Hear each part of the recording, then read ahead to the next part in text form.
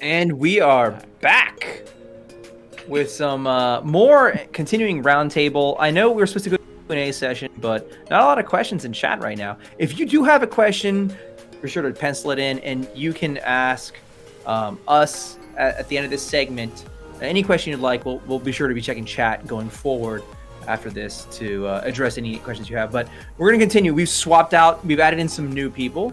We have Nitsua or Austin from Commander 99, who you should thank for coordinating this entire event. This was entirely his idea that we've all worked very hard on to make happen. And then we also have Logan Seraph 6. Logan, who is behind the scenes of many other big shows doing the IT support kind of effect. But enough me talking to you or talking to them about you. How about you introduce yourselves? Let us know how long you've been creating content, and what it is, what kind of content it is you create, starting with you, Austin. Okay. Hello, Austin. Commander 99 is the show that was mentioned. We've been at it for two and a half years now, kind of on and off. It's casual content. We like to play basically on Modo as well as in paper. We've been doing some live streams for a little while up until the recent kind of break, the health crisis. You think we'd be more online, but I think a few of us kind of got a bit in the way with life and stuff like that. So we've been playing a little bit less, but we're trying to kind of coordinate this event. I think is where I've been devoting a lot of my time personally. In the past couple weeks, that's it's been something that thanks to you, Shannon, thanks to Brandon for helping out with that and kind of getting this, going. We kind of from there, it's like been a big part of this for me, big part of my online life in terms of Commander type things. So I'm really happy to see all these people coming together, talking, communicating. It's been great to be able to be a part of the conversation in some ways. It's always about community and togetherness, and it's really great to be able to be online and find a way to come together in that sense, and just talk. And so that's my main focus here. Commander 99 is my Modo and paper casual gameplay that'll probably be coming up once this weekend and all this scheduling stuff is over. We'll get back to some more gameplay, so it should be fun. Yeah, very true. So like if we were to consider the fathers of, we would have Austin, the father of the content creator reunion, and then Sheldon, the father of some other format or something that right is interested in. So Logan, so can you talk a little bit about yourself, what content it is that you create, and how long have you been working to create content? So or support content creation, I should say. I don't really make content. I kind of pull things out of my butt, and then people are like, "Oh, this is amazing." So, very true. Yeah, I just noticed his bot go off, so that shows you one aspect of things. Logan I fired that up in 5 minutes. So. Right. So the long story is I am an IT guy. I have done sysadmin work for 10 years now. I did lots of fun stuff before that. I've always just more enjoyed playing with things rather than like the normal desk job stuff, even though I have a desk job to support me doing this kind of stuff.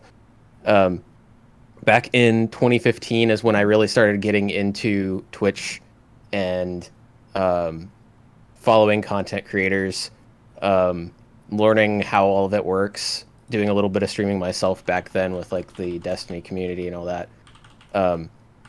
But it was back then, I've been a huge like StarCraft fan. It's what started me in gaming back in the late 90s. I played other games before that, but that was like the thing. And then getting into like the pro scene. Well, fortunately, the pro scene and Twitch work really well together. So you got people that are streaming that are pro players or commentators. I got behind some of them initially to do just basic, like, I'm a moderator in their chat versus like doing all this other stuff behind the scenes. that had just sort of evolved over time from being a mod to being like a community admin to running bots to meeting other people to running bots in their channels. And back it was just literally last year. I had been playing Magic since I originally played it like back in the early 2000s, but it was 2012 or so when I got into Commander and started that snowball journey. Yeah. Best. So it was just literally last year. I had been, Twitter dude replying to people kind of like, oh yeah, I remember you. You're the guy that replied to me about blah. And I popped into Olivia's channel and watched some of her metalworking streams. Then I saw them start to play paper Magic, and I was like, I can help you do this better. And she's like, what do you mean? And I'm like, look at all these things I can do. And she's like, oh, that looks cool. And so she took a chance on me. And then here we are. She introduced me to Sheldon last year at Gen Con. And they both introduced me to more and more people. And now I just do a lot of stuff. You're literally the support player of the creation community, the unsung hero per se, the hero we need, not the one we deserve, for sure. Just being behind the scenes, making shows better. Yes. Yeah. So one of my friends kind of equates it to like King Arthur is like the streamer, and King Arthur has Merlin, who's just behind the scenes doing his thing. And it's always like, hey, can you help me do this thing? Merlin does the thing. Throws it to the thing. Merlin's like, bro, come on, dude. Look at this thing. I guess. This thing's amazing. Yeah. All right. So I'm glad you touched on the interactions with the community, because that's kind of the segment we've been in. We've cleared a segment where we're talking about us as creators and our experiences. So I want to continue along the path of talking about the community as a whole and how we interact as creators with the community. So let's talk about one of the next questions I had up on deck was, what's a common critique you hear from the community about content or creators themselves? And I know Sheldon's been quiet for a little while. Hopefully you didn't pop a new bottle of Pinot. No, I want to engage you and get you back talking about, and obviously, because you're ancient per se, like you're dinosaur level, like you would have so much to talk about when it comes to the community engagement with the creators in a critique that you can recall. I don't recall any critiques ever. Really? Oh, the community as a whole has been nothing but good to creators. No, like go to Reddit and no one ever says anything terrible.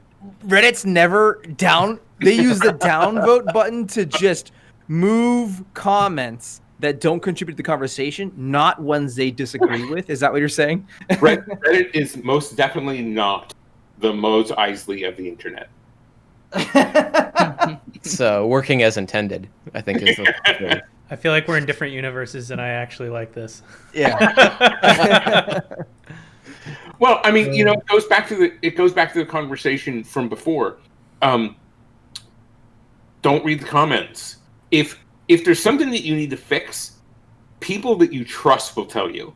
When you need honest, critical feedback, you don't go to random people who aren't invested in you. You go to your friends. You go to the people whose opinions that you trust and who are gonna give you critical feedback out of an honest desire for you to succeed instead of a desire to tear you down.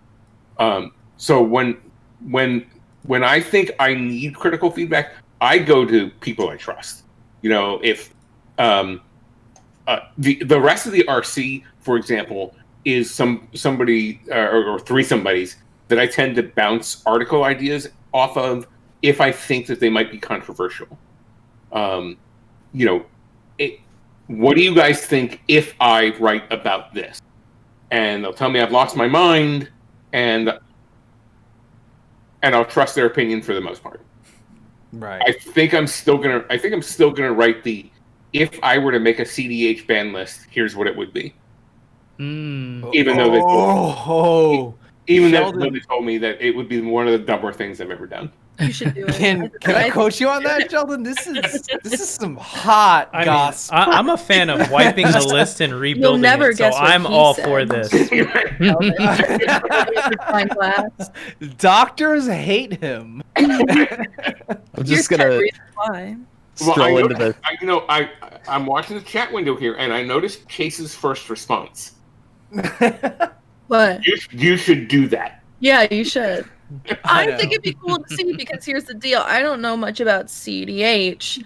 And honestly, when I don't remember who did this, but somebody released this fantastic like Google Doc that was super long about why each of the cards were banned in Commander. And there were some cards that I was like, in the beginning I was like, I don't see why it's banned. And then I read it and I was like, oh, that makes a lot of sense. So like seeing a different perspective on it, just because like, but then again, I could also be, you know, plotting and kind of like, you know, like, let's do it, Sheldon. Out there, see what happens. Yeah. So every week I trust my friend Anthony Alonji to say, what the hell is wrong with you? No. Well, I mean, on the opposite end of the spectrum, would you say that there's something that a critique that you heard from the community that you took to heart and then bettered the content that you created? Was there something that you used to adapt the content that you create and it was successful? It was something that you took to heart. Yeah, absolutely. The idea that we were that I and the RC were somewhat distant, that we were sort of these ivory tower people, was something that I took to heart, even though I thought it was not true, that I thought it was inaccurate. If the perception was there, it was because of something. So it's been, I've been on a one-person mission to close, like for the last 3 or 4 years, to sort of close that gap, to get us out of the ivory tower and bring us to the forefront of being with as many people, talking to as many people as possible. And creating the CAG was a moment of inspiration that I had. And again, it was like Scott and Toby were actually visiting me. And I was like, so I have this idea. And I half expected them to go, that's crazy. What does somebody in chat say? What will happen if I stick my hand in this anthill? And as soon as that came out of my mouth, I was convinced of the value of it. And the two of them didn't blink. They were like, "That's a great idea. We should do that." So yeah, the idea that we were separate from the general commander community, that were these sort of shadowy and distant figures, is feedback that we got, feedback that I paid a lot of attention to, and feedback that I've spent a good deal of time trying to make not the truth. Well, I got to say, in my opinion, you've done an excellent job. The CAG was brilliant. Thank you. And then you posting a CDH deck, wow. Fucking walls shattered. Walls crumbled that day. Like, everyone's the same community now. But let's talk to Commander 99. Let's talk to Austin about what is a critique you've heard from the community that maybe you used as positive change for your show, that maybe a new creator could also hear from you right now. Right now, this very moment, as I formulate... give advice. Right, as I formulate the critique in my head, I believe that we've kind of run into, things with the community where we, we're the type of people to read every comment and to, kind of reply back to them as they come up, in the early stages, especially because there's when you're building a following, you kind of need to be able to adhere to that conversation to allow those algorithms and things like that to grow your content by being attentive and responding to that. So I've seen my fair share of both positive and negative feedback from members of the community, and I try to listen and reply with the best positive response, because I want to be a positive person in replying to constructive criticism. I want to be able to understand where people are coming from and try and, steer them in the right direction going forward, and say, you should, try and, take a moment and listen and understand where we're coming from, because a lot of the times because we're creating casual content, most of the constant criticisms we get from people are like, oh, well, why didn't you include this combo or this combo? Mhm. And I'm like, yes, we did not, because we do not combo. We try to let that be a part of our conversation, is that we're like, yes, we try to acknowledge that side of the community, the CEDH, and the way I've kind of explained it as like the league mentality, where you're still a casual player, but you allow yourself to have combos in your deck and to gain points by winning in your local tournaments as well.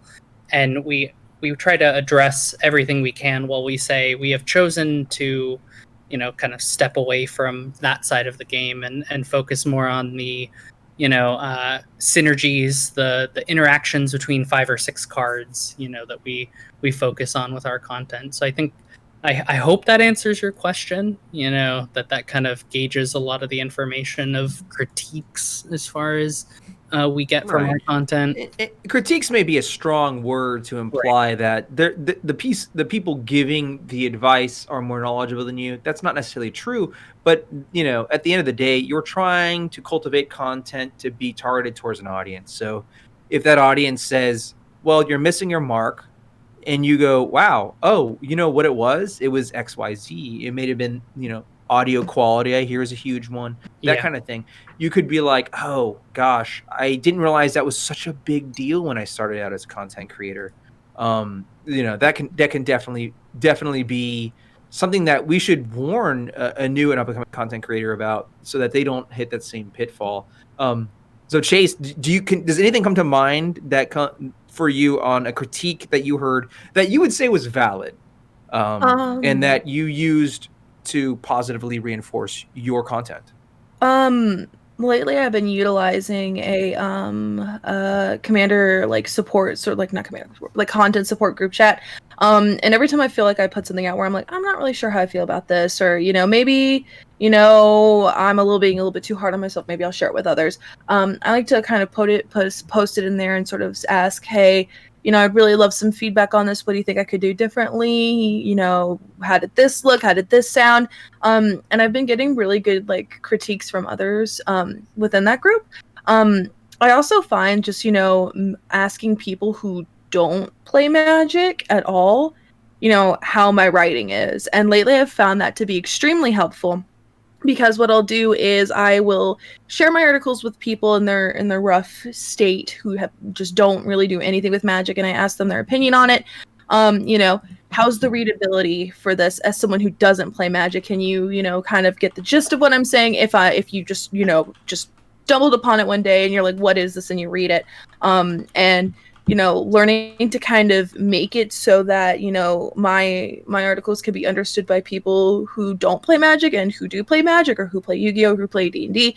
That's been something that I found has been super helpful for me, is just, to kind of go with the flow on that and sort of make it universal, global, worldwide. Nice. Yeah, very true.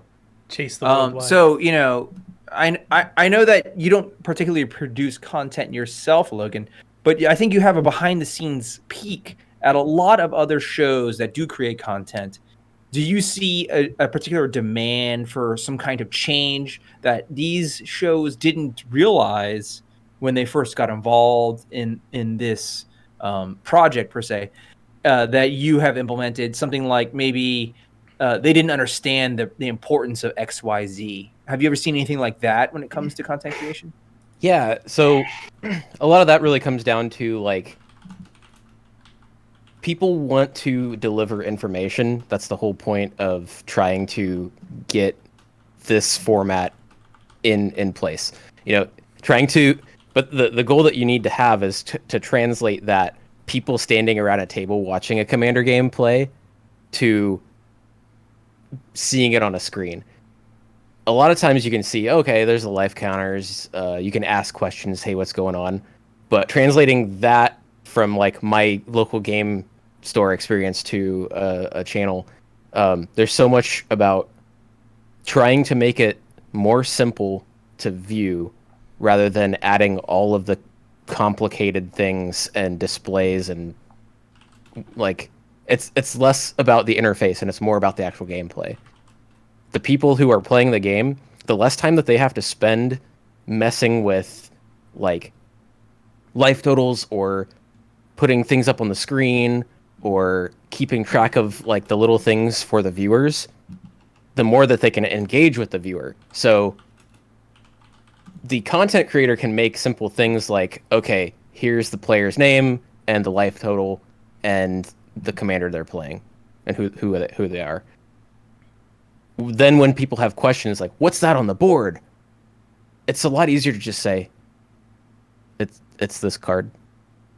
And then not have to like go, well, let me bring it up on the Scryfall thing and type it in and spend like 10, 15 seconds. Just those 10, 15 seconds of like typing in a thing, clicking on the card, bringing it up on the screen, versus just saying what the card is or typing it into chat with a card bot. Since I spun this up real quick, I'm going to actually import my Scryfall card module later so that you can do card searches in chat here. But thank you. yeah, like being able to just do stuff like that real quick or just type like exclamation point card and the card name, and then it just brings it up. Then chat can read it, and you don't have to read off the whole card, and you don't have to explain things. Trying to bring that experience closer to that stand around the table and watch a game is really so much more beneficial. We want to recapture that, even in the digital space, we want to be able to have people get that experience of being there. There's a lot of stuff with that, and one of the biggest things is lighting. Lighting, yes. The hardest part about video has been lighting, actually, not the equipment, the lighting. Mm-hmm. You can have a crappy webcam, you can have a crappy mic, whatever. You can have a crappy computer, but as long as your camera can actually see the cards because there's no glare, then people can see a card art from like what's this card?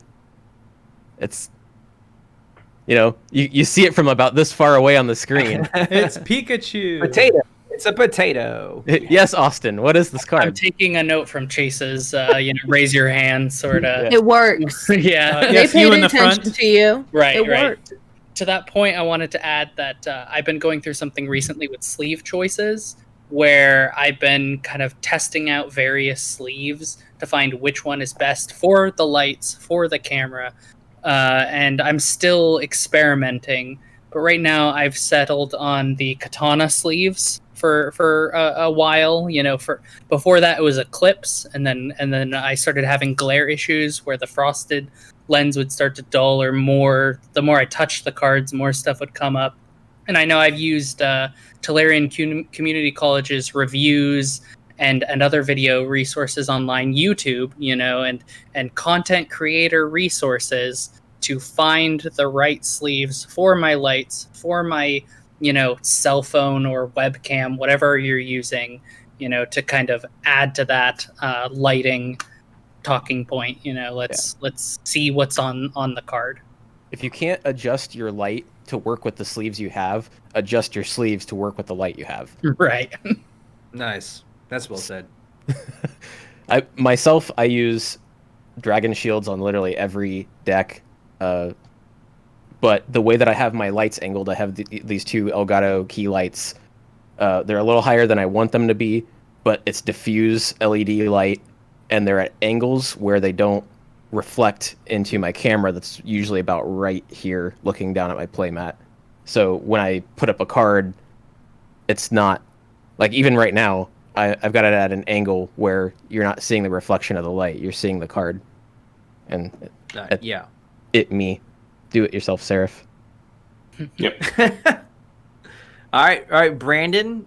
It's a long-standing question at this point, but is there a critique that you can recall of your obnoxious, loud, drunken stream from the fans that you've taken to heart and then implemented for the better? Yeah, more dog jambers. That's I think the number one critique that we get is more dog jambers. I think to echo what Logan said, I think the focus is audio and lighting and stuff like that. That a lot of people say, "Oh, well, I'd love to see what you're playing, but I can't see shit. It looks like spaghetti." And then someone's like, "Well, I'd love to hear what you're saying, but it sounds like you're talking through a tin can, through a pillow." Like, it's those little things that keep people interested. Like, if you have been with us when we had Plorg from EDH Rec, we have really nice cameras in there. We have like the perfect setup, and when he gets in that microphone, he just sounds buttery smooth. No matter how he talks, the man just has a voice that just appeals the angels. I can't even get close to it. The man just sounds amazing.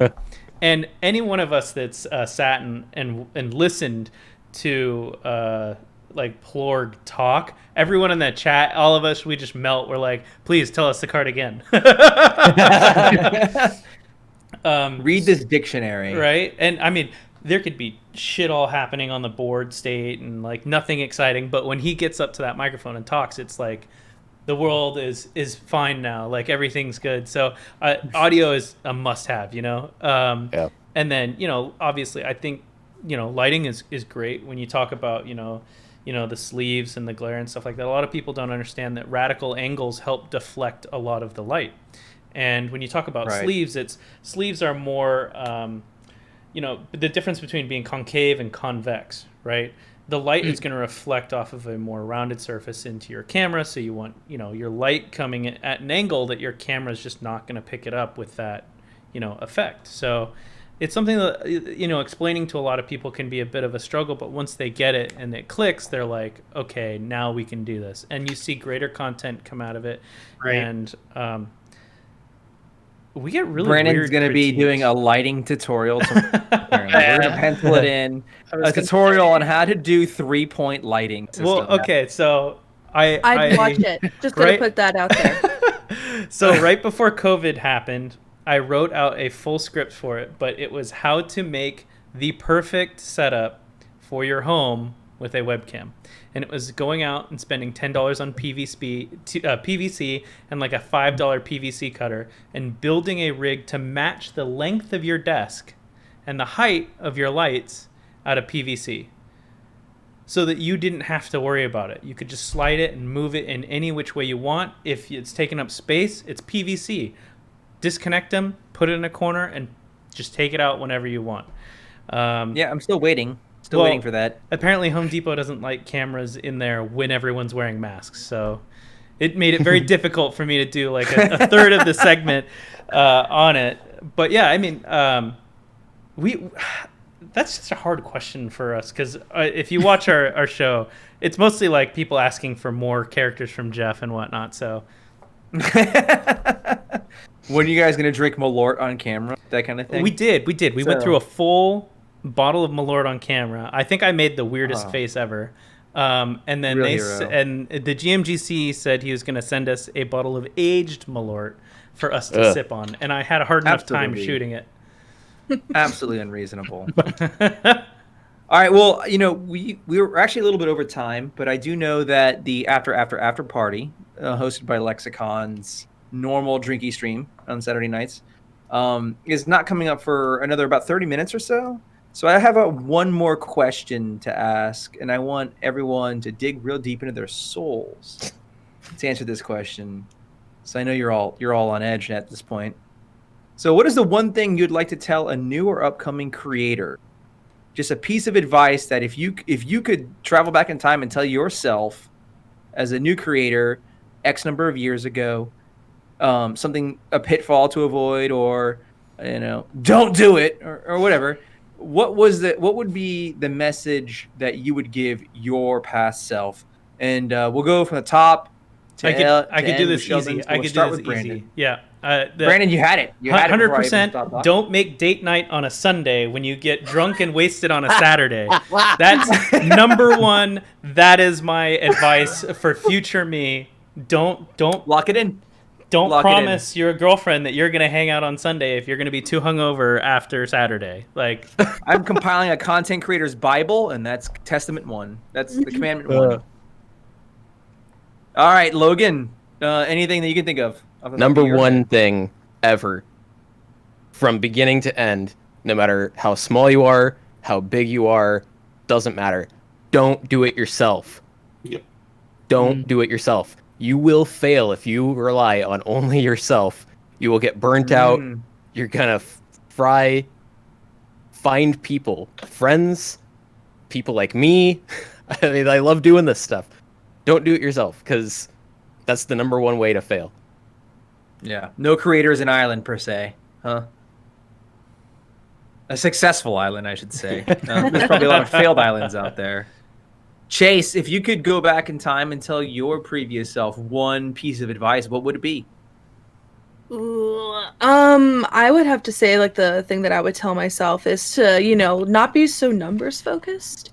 Because typically, that's a like, great one. yeah, I love it. I have a perfectionist streak in me that stems through every aspect of my life, including content creation, and it is super not healthy to be so numbers focused, to be like, okay, like, who unfollowed me, who, like, why are my numbers not good this week and good that week, like, why was it great on a Wednesday but not on a Saturday? Like, focusing on that is going to be super unhealthy for you, and you're going to start thinking that you might not be necessarily cut out for this or good for this. My word of advice is just do what makes you happy and relax a little bit, because when I was able to kind of stop, like, worrying about, okay, I had, like, this many today but not as much the next day, it becomes a lot easier, and then it actually, in fact, helps boost you a little bit, as if you're more relaxed and not so focused.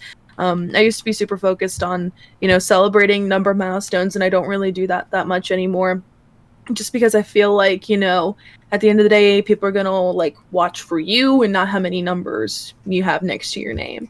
And that really does help a lot, is just to focus on what makes you happy and just kind of block out the numbers.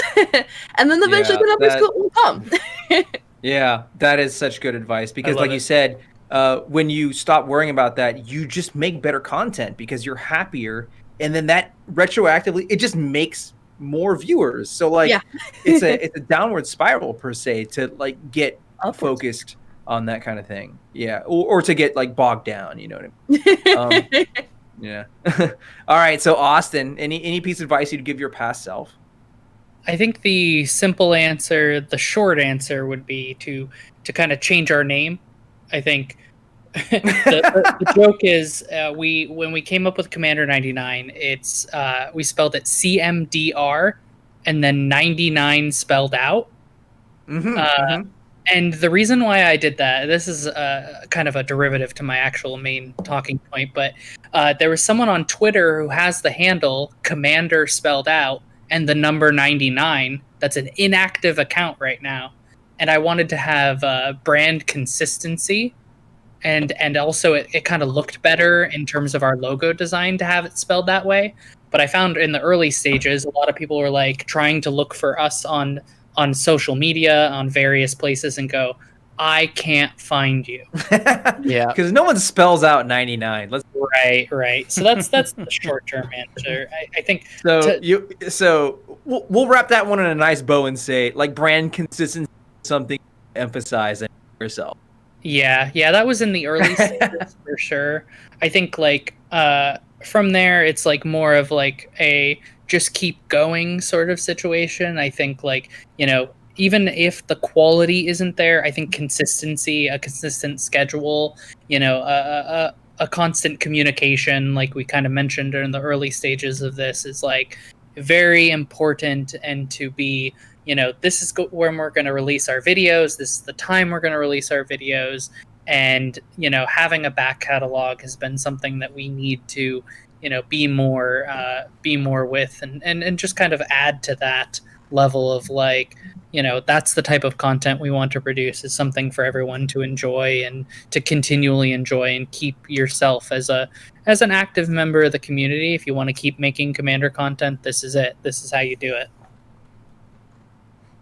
Very well said. We'll end with Sheldon Supertype Elder, the Elder creator, the progenitor of creators. Sheldon, if you could go back in time and talk to your younger self, what would be a piece of advice that you would have given?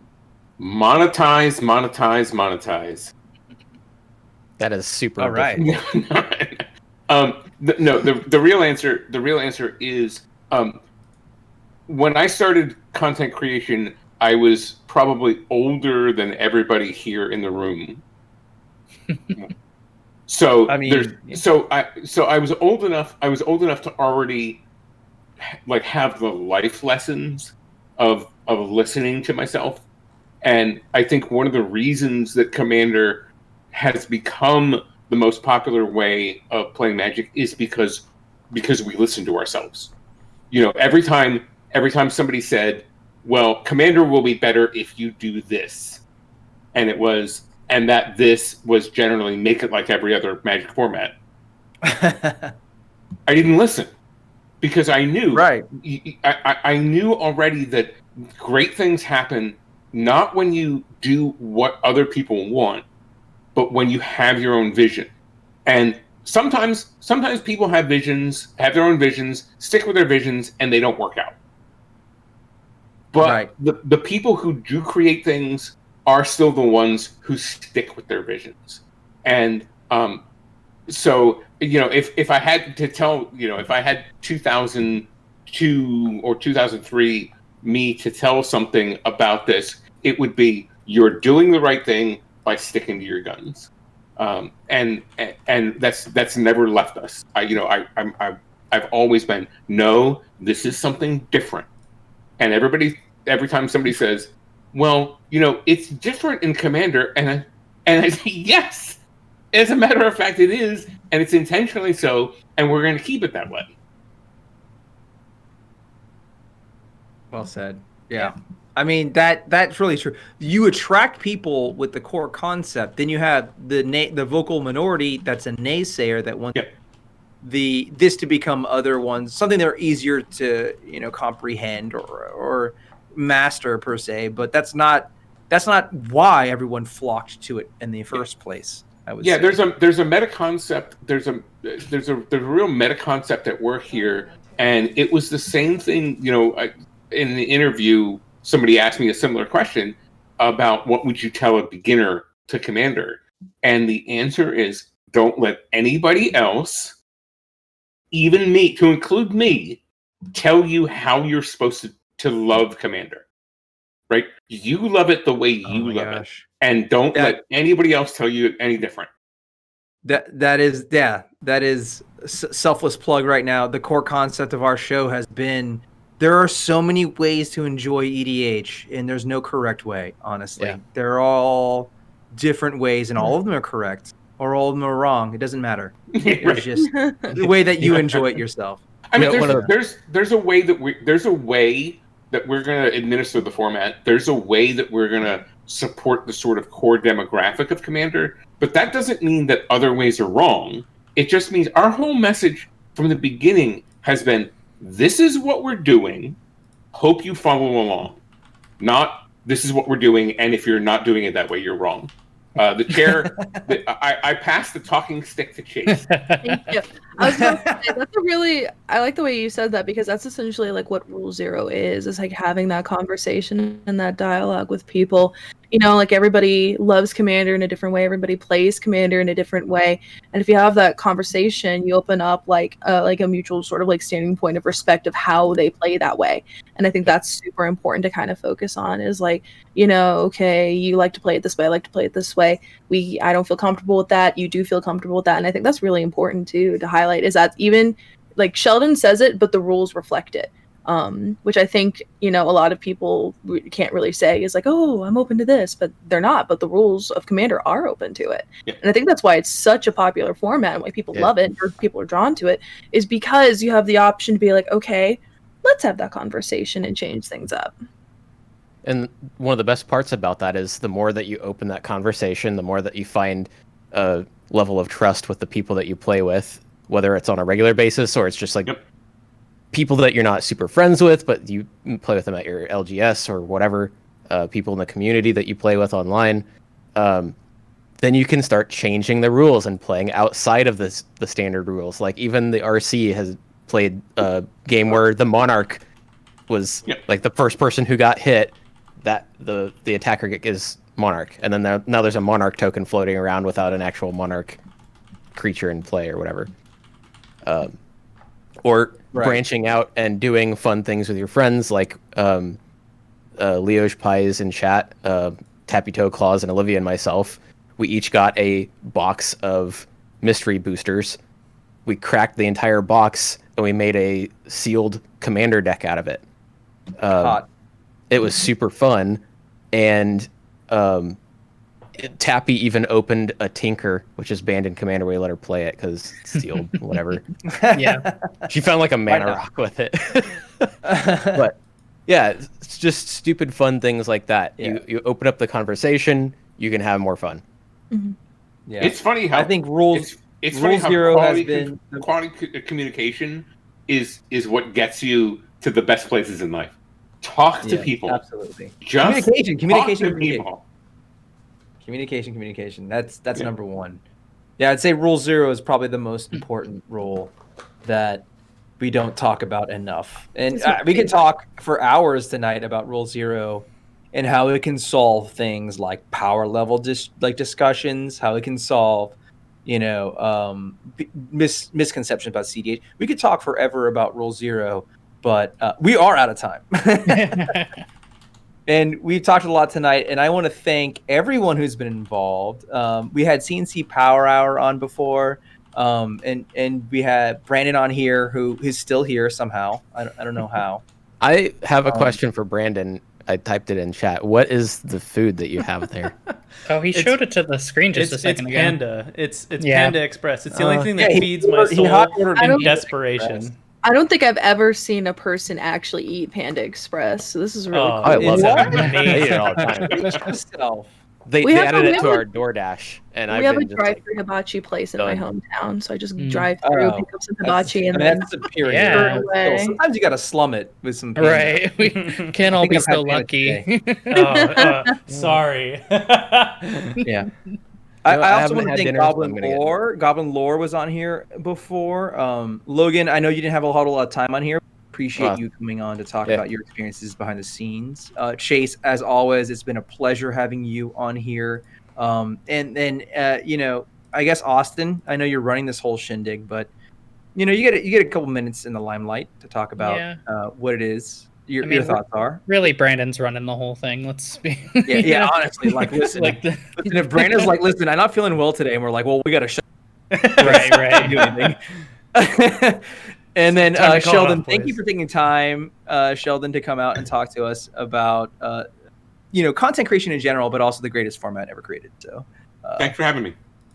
Yeah, absolutely. So from here, I just want to make a quick highlight. We are still taking in donations. We have gotten quite a bit more donations. We're reaching near a new tier in which anyone who has donated will be automatically entered to a raffle for deck boxes. Oh, we've actually cleared a one tier for deck boxes, an Abacus life counter. So if you're really big into Abacuses, I guess, I know someone. Tomer from Budget Commander Clash. He's an Abacus guy. So, And we're getting quite near to a new. So there'll be so many deck boxes. All of them are EDH compatible, except for maybe one. Either way, all of these donations go to the Doctors Without Borders who are helping fight COVID all around the world. We really need them here in Florida, but whatever. Anyways, I appreciate all those donations, and be sure to, if you do donate, include your Twitch handle in the comments so that you will be entered in the raffle to accept quite a lot of prizes at this point, just big piles. So once again, I want to thank everyone who's been involved, and we will be back tomorrow starting very early in the morning doing tutorials on how to edit video, doing tutorials on how to stream good and do other things good too. And then we'll have more gameplays, and we'll also have a little bit more of a casual roundtable. Not as many powerhouse people. It'd be a little more low key with people with like, I don't know, I have like 30 followers. Am I doing it right? Like we'll have another roundtable as well. But be sure to stay tuned. And Austin, go ahead. I was going to mention that all of this will be going up on YouTube as well. So if you just caught, the end of it, or you've been, hanging out for half of it and missed the beginning, or missed some of the games earlier, or, aren't able to stick around the entire weekend, we will be putting it up on as a replay. The donations will be going through till the end of the week as well. So you'll have ample opportunity to participate in some of these giveaways and the rest of the event as well. It's a great opportunity for all of us to come together as a community and kind of talk amongst ourselves and keep the narrative going. This was an online event this year, and as things go, hopefully we'll be able to get together in person and hang out and just give each other high fives, hugs, whatever physical contact you can think of from that point. Be friends. Yeah. Yep, elbow bumps. I'm only doing elbow bumps going forward, by the way, or maybe heel taps. I don't know. Heel taps. Yeah, I tend to just do awesome. this and just do like a little like hang loose kind of thing. Yeah. And that's what I do, unironically. Oh gosh, I want it. I want it. All right, you all. So following this, I would recommend the unofficial after party would be the MTGLexicon stream that goes on Saturday nights. I'll probably be there. You're slated. You're slated to be there. Yeah, I'm slated to be there. So maybe I'll get to actually sling some magic, some paper in the near future. But either way, thank you for hanging out with us, and then maybe we'll see you tomorrow, and then maybe this will become a recurring event. That's our big goal here. Austin's big pie in the sky dream is that the yearly thing, right. We can use to grow our community. Mm-hmm. All right. With that, I will say good night or see you soon. Yes. See you guys. Peace. Ciao. Thanks, everybody. Take it easy.